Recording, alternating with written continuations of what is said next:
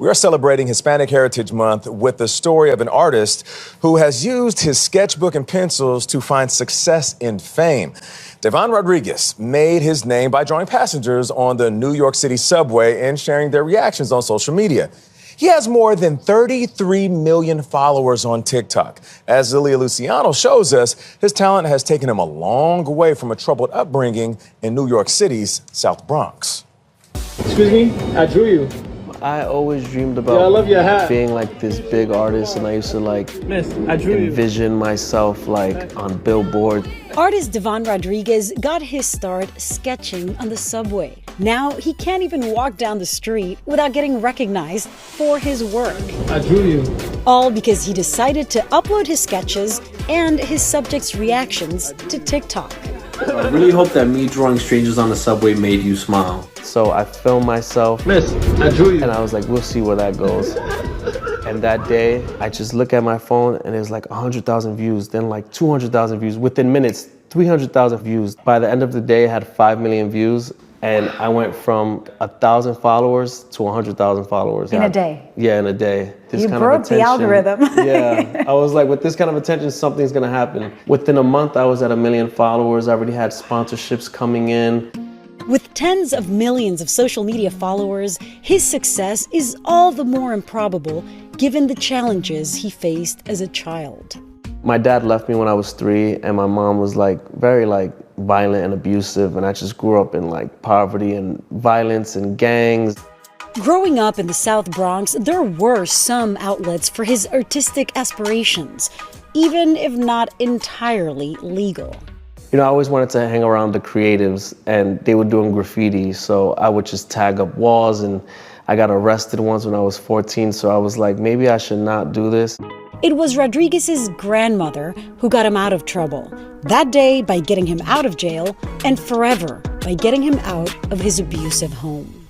What do you remember about what your grandmother would tell you as a kid growing up? She would always tell me to be be giving to others even when nobody's watching.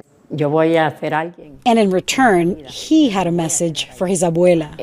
Crea en mí que yo voy a ser alguien bien importante en esta vida. And he would tell you, believe in me, I am going to be somebody. Then an early mentor recognized his true potential. I definitely remember that he was hungry to learn. Jeremy Harper was Rodriguez's first high school art teacher. I remember him saying to me, how do I get good? My first thing I said to him was, get a sketchbook, go and just walk around the city, buses, parks, subways. And that advice changed everything. His reels blew up during the pandemic when so many missed the ordinary things, like the smile of a stranger on the subway. Why do you think you have become such a viral, explosive sensation? I think people love the wholesome quality of somebody feeling like they were so seen. So when you're watching the video of somebody receiving their portrait, you almost feel what they feel. I lived in London for a long time. There's this kindness that is part of everything that you showcase. Where does that come from? I always had this innate belief that, so if you put out positivity, you're gonna get positivities. I'm always trying to treat people the way I want to be treated. Keep smiling. To the sketches, he has now added interviews for the full picture, from perfect strangers to the biggest celebrities. But yeah, thank you for this. I'm done with your drawing. So you're kidding? Yeah. Okay, I'm gonna see it. Wow, that's really good. Who's made you the most excited, though? Probably President Biden. Excuse me, Mr. President, I drew you. Thank you. I'll text you. Thank you.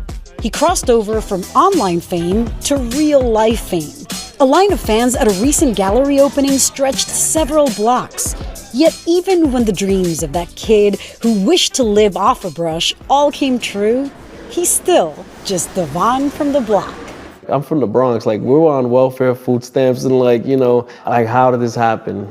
I'm very self-aware on how crazy this is, and it's just a dream come true. It's crazy. I have been following him for so long. I've been wanting to tell this story for so long. And I also really wanted to meet his teacher because Devon gives his teacher, Jeremy, so much credit for his success.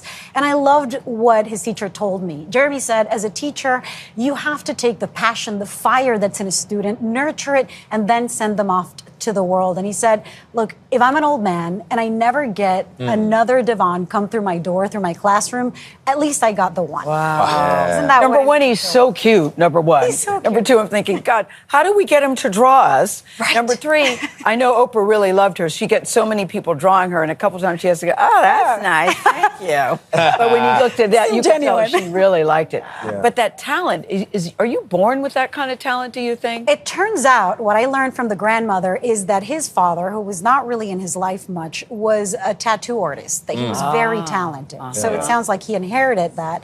But of course, the grandmother believed him when he said, I'm going to be somebody. He said, he was a little kid, he thought he was going to be in The Billboard. fire is what's special. I mean, Yes. talent is everywhere, but when he Yes. was saying to his teacher, how do I get good? Exactly, Tony. The fire and the fragility he grew up with. Yeah. Yes. Because he wasn't seen, he knows how to see people Yes. and sketch them. I think Yes. that's They the liked secret him. of his Oh, art, my that God. people feel seen and they get so emotional. So glad you told his story. I'm so excited to be here. Good stuff. Thank you for bringing your art to his.